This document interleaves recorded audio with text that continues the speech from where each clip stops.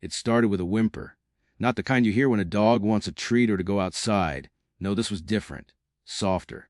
Almost uncertain. As if even he didn't know why he felt the way he did. Bella noticed it first. Max, her 5-year-old golden retriever, who usually woke her up by crashing into the bed like a furry missile, didn't move that morning. His head barely lifted off the floor when she called his name. His tail thumped once weakly. She knew something was wrong. At first, she hoped it was just a lazy morning. Maybe he was tired. Maybe he'd overdone it chasing squirrels in the park yesterday. But when she placed her hand on his head, her heart dropped. Max felt hot, much hotter than usual. She grabbed a digital thermometer, one she'd bought during the pandemic and rarely used, and gently slid it into Max's ear. He didn't resist. That scared her more than anything. 103 EGF. Too high. A dog's normal temperature is between 101 and 102.5 degrees EF. Anything above 103 degrees EF is considered a fever. Max had a fever, and Bella had no idea what to do. Panic set in. It was a Sunday. Her emergency clinics were far and expensive. She looked at Max's eyes, glassy, unfocused. His body shivered despite the heat. She needed to act fast. Bella had always been the type to prepare, just in case. She remembered reading something once about home remedies for fevers in dogs. But when it's your own dog, your best friend, it's different. Every second feels like an eternity. She ran to the kitchen, filled a bowl with fresh, cool, not cold water, and placed it next to Max. He sniffed it but didn't drink. Gently, she took a clean cloth, soaked it in water, wrung it out, and placed it on his paws and belly.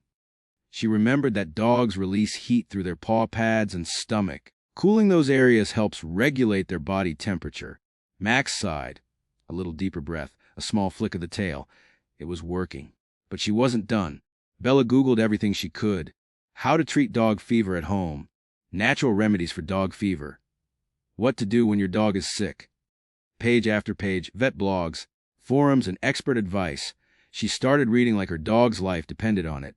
Because maybe it did. First, she noted what not to do. No ice baths. That could cause shock. No human medications, no Tylenol, no ibuprofen. Both could be fatal to dogs. No guessing games. Every source said the same: treat gently, monitor closely, and act deliberately. Bella made a plan. She fetched Max's favorite low-sodium chicken broth from the pantry. She warmed it slightly, made sure it wasn't too hot, and held it in a small bowl near his mouth. The smell alone stirred something in him. He licked it slowly. Success. Hydration was crucial. Dogs can quickly become dehydrated with a fever. The broth not only encouraged fluid intake, but also gave him a bit of nutrition. She wrapped a cooling towel gently around his neck. She turned on the fan, not too strong, and let the air circulate through the room. Bella stayed by his side, whispering gently, her hand on his back, rhythmically stroking him as if her love alone could bring his temperature down. An hour passed. Then 2. Another temperature check, unuttered 3.2 degrees F. Still too high, but slightly better. Bella decided to make a chamomile tea, just as she'd seen recommended by a holistic vet online. She cooled it down completely and added just a few spoonfuls to his water bowl. Chamomile in small amounts is soothing for inflammation and can promote rest. Max finally drank water, just a few laps, but it was something. And then, the moment she'd been waiting for, he stood up. Wobbly, weak but standing. She fought back tears. The next morning the fever had broken. 102.4 degrees F. Back in the safe zone. Max breakfast. Not much but enough. And when Bella walked toward the front door to grab the paper, she heard the familiar jingling of paws behind her.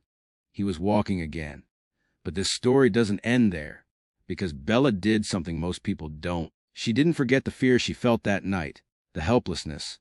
The urgency. She made a list. A dogfever emergency kit. Not just for her, but for others too, because every dog owner deserves to be prepared. Here's what she included. 1. A pet, safe digital thermometer, rectal or ear, clearly labeled for pet use only. 2. A notebook for tracking temperature, symptoms, and behavior changes. 3. Low-sodium broth, bone broth or chicken, stored and labeled for hydration emergencies. 4. Electrolyte solution for pets available from any pet store. 5. Chamomile tea bags and green tea, both known to calm inflammation in very small amounts. 6. Cooling cloths and a soft ice pack, never placed directly on the skin but wrapped and rotated gently. 7. A list of 24-hour emergency vets nearby with numbers saved on her phone. 8. A vet-approved dosage chart for safe supplements like omega oils or turmericable. 9. A hydration syringe for gently giving fluids if your dog refuses to drink. 10. A calm mind. That last one might sound silly, but it's not. Dogs mirror our energy. When you panic, they feel it. When you stay grounded, they draw strength from you. Bella made that kit viral. She turned her terrifying night into a video, walking viewers through everything she did. Every towel, every drop of broth, every thermometer reading. It wasn't flashy. It wasn't staged. It was real. And people responded. The comment section filled with gratitude. I didn't know dogs could get fevers. You saved my dog's life last night. Every dog owner should see this. Her video reached 2 million views in just a week. Because dogs don't just get fevers in clinics. They get them at 2 a.m. They get them on holidays. And often, they can't tell you what's wrong. They just look at you with those tired, pleading eyes and hope you understand. Max's fever turned out to be a response to a minor infection. The vet confirmed it during a follow-up. Caught early, treated gently, and supported naturally, he recovered fully. But not every dog is that lucky. Too many pet parents wait too long, panic without a plan, or make tragic mistakes by giving human medications. That's why Bella's story matters. Because it's not just a story. It's a lesson wrapped in love, instinct, and preparation. If your dog feels warm, becomes lethargic, pants more than usual, or refuses food and water, check their temperature. If it's above 103 F, begin cooling measures, hydrate gently. Never force. Use soft, wet cloths on the paws and stomach. Turn on a fan, circulate air without chilling them. Offer clear, lukewarm broth or vet-approved electrolyte fluids. Track progress, note every degree. And most of all, don't guess. When in doubt, call your vet, even if just for advice. Fevers are symptoms, not diagnoses. They're the body's way of fighting something unseen. Your job isn't to fight the fever. It's to support the body doing the fighting. Max is back to chasing squirrels now. Back to belly flops on the couch and licking peanut butter off spoons. But Bella still keeps the thermometer by the door. Just in case. Because once you've watched your dog suffer and stood in the dark with no one to call, you realize something. You don't wait for an emergency to become prepared. You start now, before the fever, before the fear, before it's too late. Because the moment your dog looks to you for help, you won't have time to Google. You'll need to know. And now you do. So if you're watching this now, maybe it's not just curiosity. Maybe your dog is lying next to you, a little too still, a little too warm. Or maybe you're the kind of person who refuses to wait until it's too late. Either way, remember this. You are your dog's voice when they can't speak. You are their calm when their body feels chaos.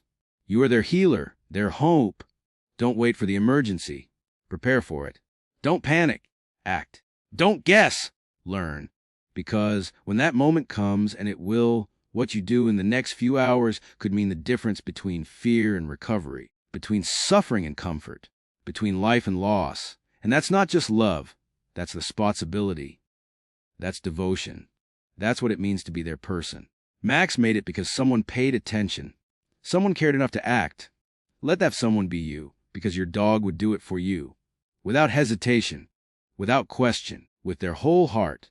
And now, it's your turn. Take care of them, because love, real love, shows up when it matters most.